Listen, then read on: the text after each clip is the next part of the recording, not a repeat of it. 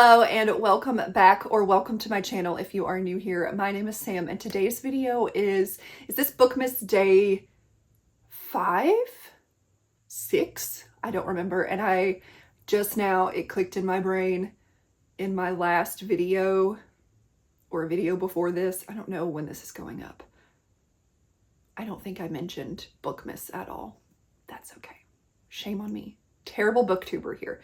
Anyway, today is going to be the end of year book tag.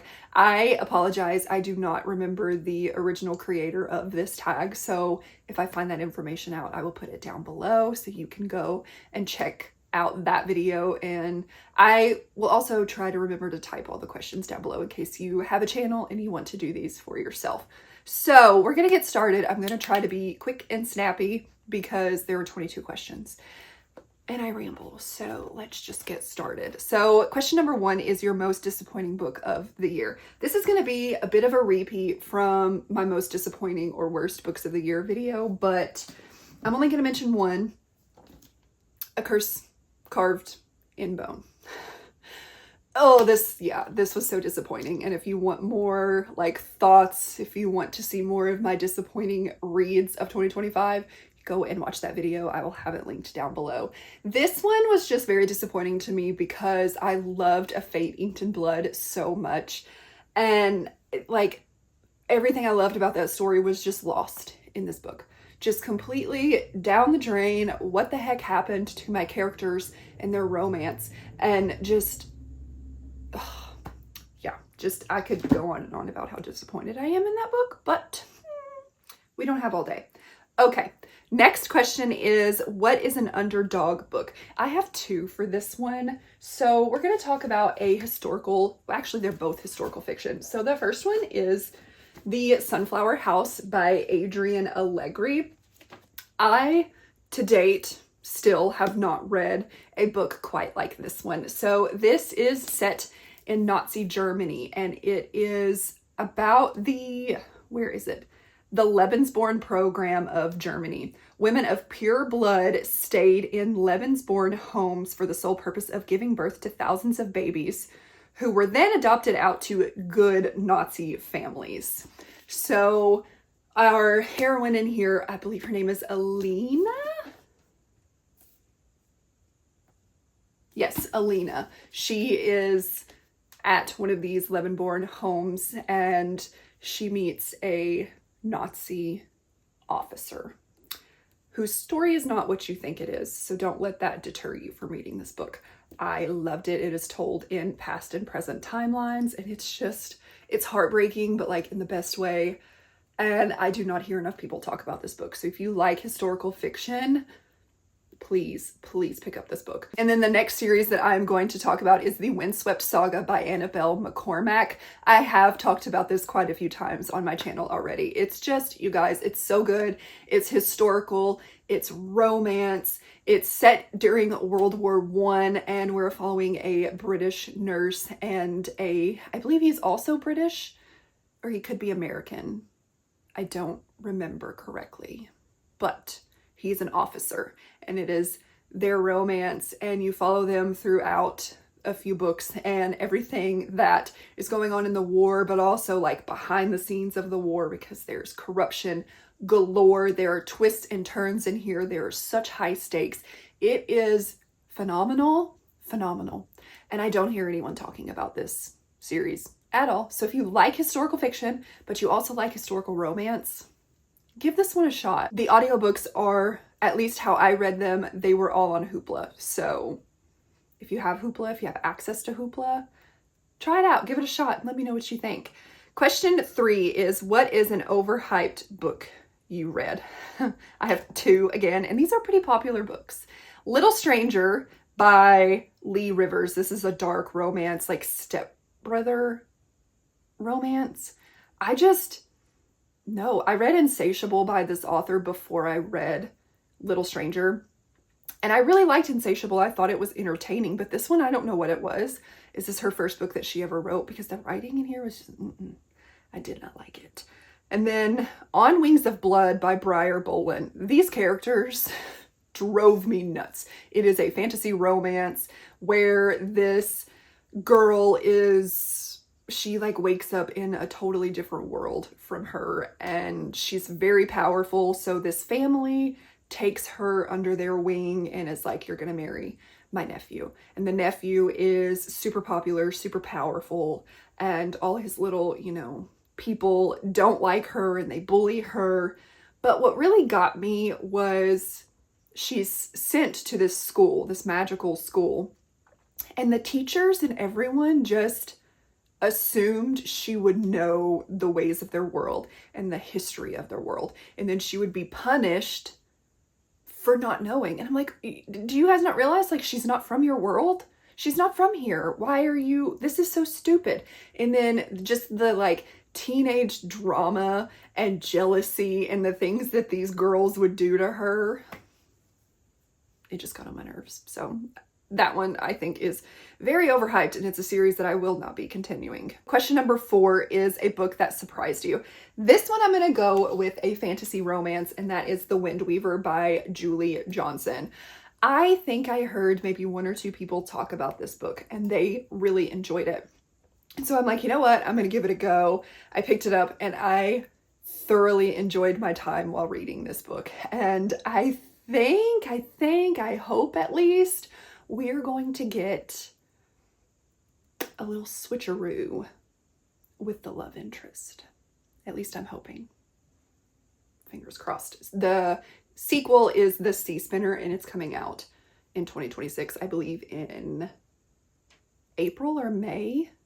I'll put it on the screen, but I'm very much looking forward to that one. So yeah, this one kind of like, it was just fun, and I just wasn't expecting it. It's magic and adventure swirl as a young woman reignites the embers of an ancient prophecy, unleashing a storm that could save her realm or doom them all. It's so good. Just please give it a chance, go into it with an open mind, and have fun. Okay, question number 5 is your favorite book couple or book couples of the year. I chose 1, okay? I could have chosen more, but I'm trying to be a little picky here, okay? This book. We have Romello or Rome and Mia. This is mafia romance. Good girl, bad boy. Just deliciousness. He is down bad for Mia, down bad. And I ate it up. I loved this book so freaking much, so much.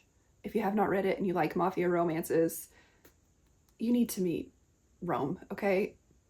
He's unlike any other mafia romance hero that I have read. And I enjoyed the heck out of him. Okay, favorite main character is question 6. This one breaks my heart even looking at this book, because this woman deserved the world. Elsa from The Four Winds by Kristen Hanna. Oh my God. The mother that she was, the woman that she was, the sacrifices that she made for her children and just trying to better their lives, and how she tried to help anyone she came in contact with when she had nothing herself. She was just incredible. This is set in Texas in 1921 during the Dust Bowl and Great Depression.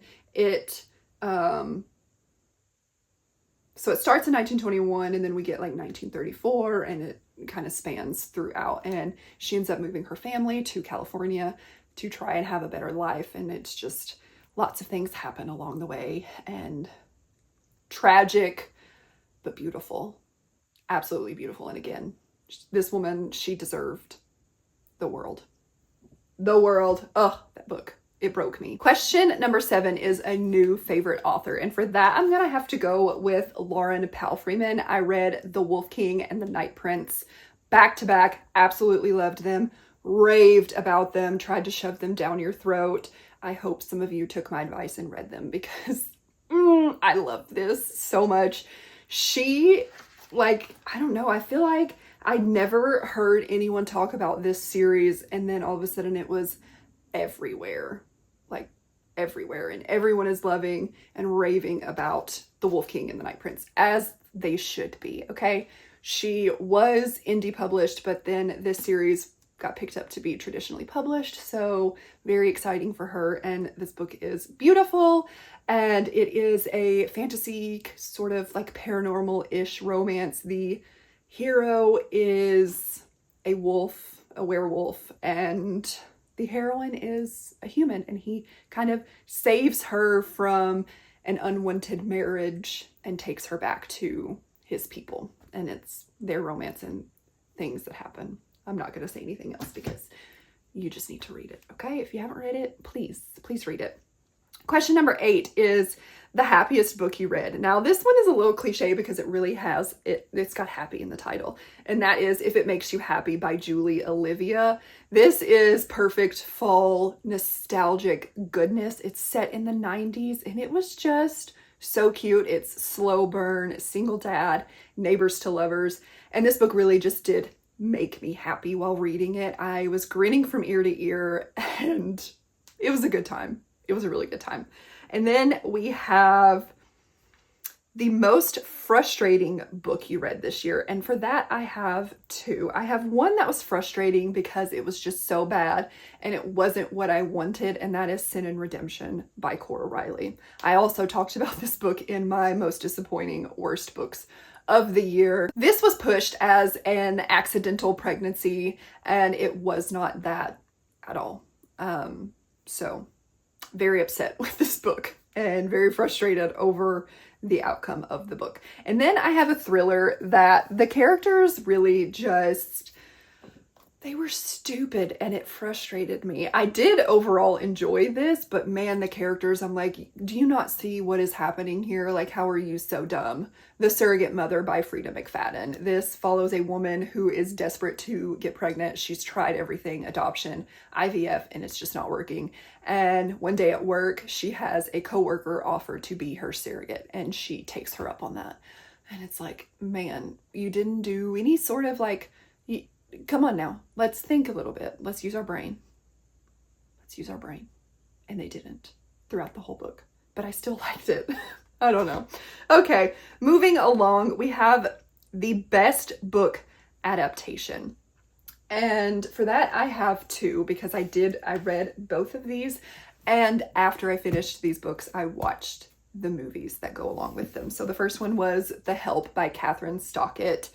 This is set in 1962, Jackson, Mississippi, following maids and a white woman who writes their story. This is set obviously in the South during Jim Crow era where, you know, African Americans were treated very poorly still in 1962. And the way that Skeeter, who is writing their story, is able to portray these characters, and it's about how they are treated, but also about how they come together and like little things that they do to kind of help their spirits. I really liked this. I liked the movie. I don't know. I liked the movie a lot, but I do think I liked the book for this one better. Now this one is opposite because I loved the movie, okay?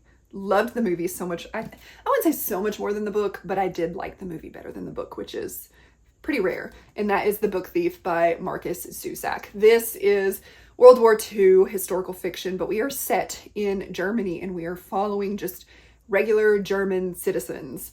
And this is told from the perspective of Death. And Death is following a young girl named Liesel and her family and her friends. This was so sad, but also so beautiful. And man, like, I liked the book, but I think the movie overall, the acting, the actors that they chose were perfect. And the way that it was narrated and told, I think just, it's such a good movie. So if you haven't watched it, definitely go and watch The Book Thief. Question number 11 is the longest book you read. And that is, I think this wasn't a reread. Heat of the Everflame. I did reread the first 2 books, but then I continued on with this one. This one is, how many pages are you? Which is surprising that this is the longest book I read. Was this true? I just looked on Goodreads. 761 pages. is how long this bad boy was. I gave this 3.5 stars. Not too impressed. I don't know. This series is, this isn't a review. Stop it. Okay. Then the shortest book that you read is question number 12, and that is 1 in 4 by Lucinda Berry. It's a thriller. This one is also on my most disappointing reads of the year. Did not love this one. Question 13 is favorite book covers, and of course I could not pick one, so I have quite a few to share with you. First books that I'm going to talk about are all from the same author, and they're so pretty. I love her covers, and that's Indy Valentine. So I have the entire Atlanta Boys series. It's not completed, but these are the ones that she has come out with this year. So we do have 2 versions of Endgame. This one was a Dark and Quirky exclusive edition, and it's got like the red pages, and it's just so pretty. And then we have the set that comes together, the art ones. So Endgame, here's the art cover for that one. And we have Drop 3, which is book 2 in the series. And then my personal favorite is Protect Home. Oh my gosh. This one is Surprise Pregnancy. So this is a baseball series, and it follows members of the same team. And if you need a new baseball series, read this. And then I'm also going to throw in the art version of Capri. The original cover of Capri is beautiful as well, but just the colors on this one is just, it's beautiful. And then I showed this in my like life update. You guys, I'm so obsessed. I'm so obsessed. This edition from Acrylics of A Court of Thorns and Roses. It is the 3D print of it. It is just absolutely gorgeous. I mean, what more could you want? Nothing, because I love it so much. And this one, actually, I really love this book, and I'm currently reading it, and that is Good Spirits by B.K. Borison. This is a holiday Christmas romance. It's sort of, what is it? Christmas Carol? The Ghosts of Christmas Past, yeah. So our heroine is being visited by a ghost, and this is just so stinking pretty. I love it so much. I love the colors. It's a good one. Okay, moving along, we have a book you haven't stopped thinking about. I don't think this is going to be a surprise for anyone. Broken Country by Claire Leslie Hall. Man, this book did something to me.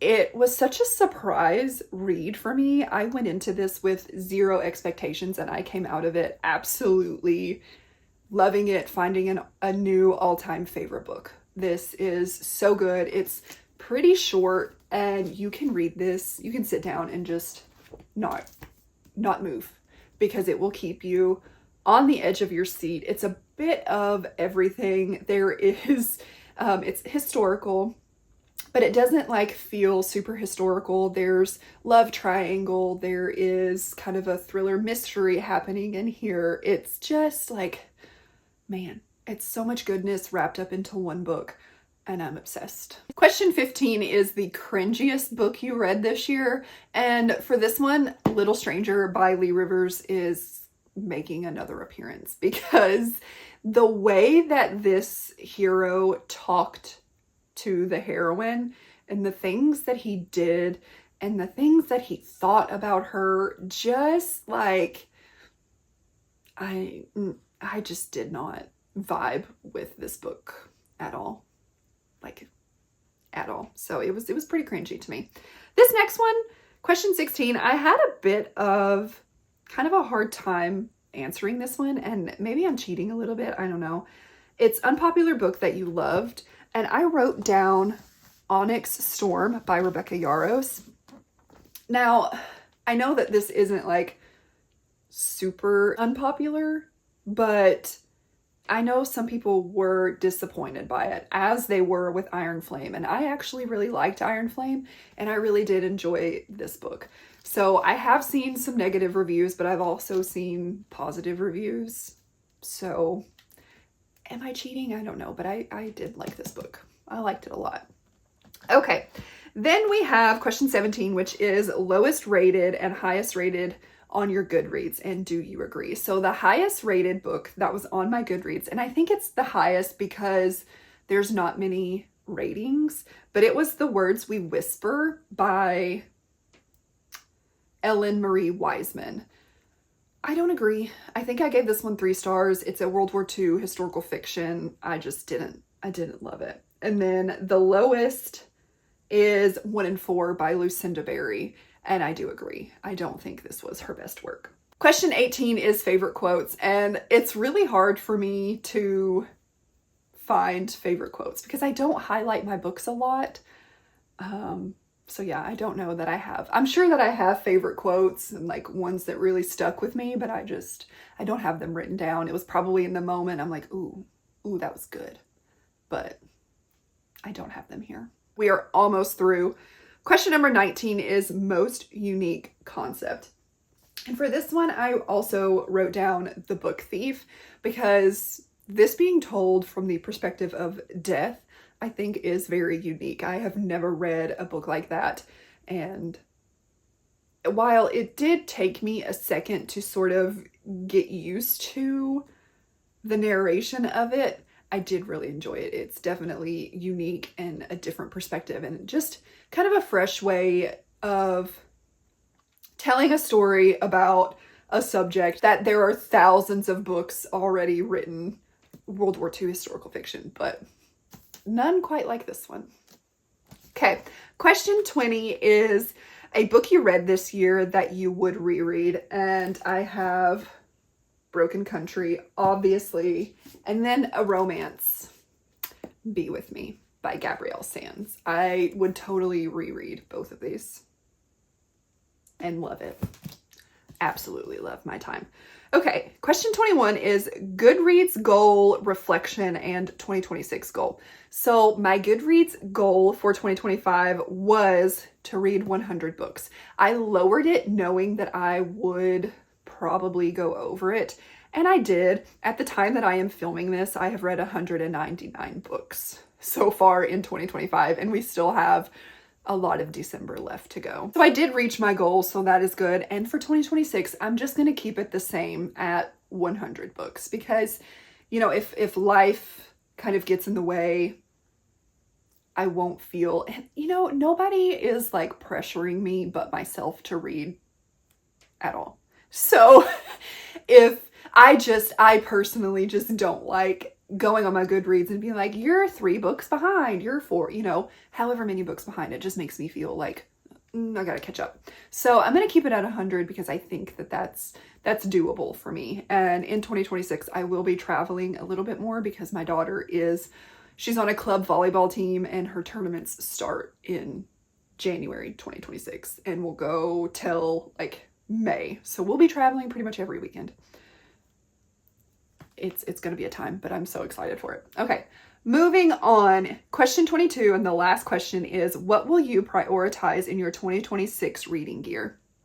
Honestly, I want to just continue reading my physical TBR, the books that I own. I think I did pretty good in 2025 of doing my read it or unhaul it. There were a few months where I missed doing a vlog or just pulling it all, but then there were some where I still pulled from my jar, but I didn't vlog it. So I was still reading the books and getting them off my shelves. And I think where I made the most progress is my thrillers. I'm looking at my shelf here and like I have room because I've read so many and have unhauled a lot of them because I read them finally and I just didn't like them. I didn't want to keep them on my shelf. So I want to continue doing that. And this year, 2026, I'm going to add my historical romances into the jar. I had planned on doing that in 2025, but I never did. So that's going to happen in 2026 and we'll will keep on pulling and reading from my physical TBR. So